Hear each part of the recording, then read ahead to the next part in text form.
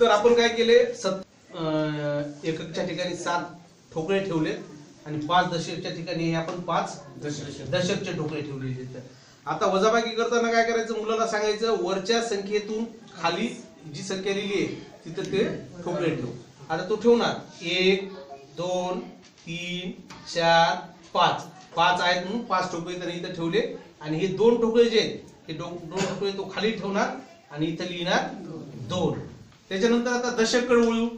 दशककडे वर 5 दशक आहेत आणि खाली 3 दशक आहे.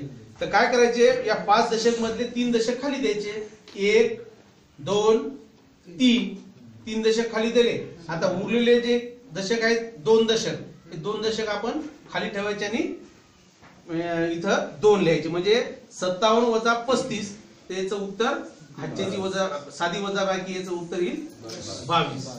तर या पद्धतीने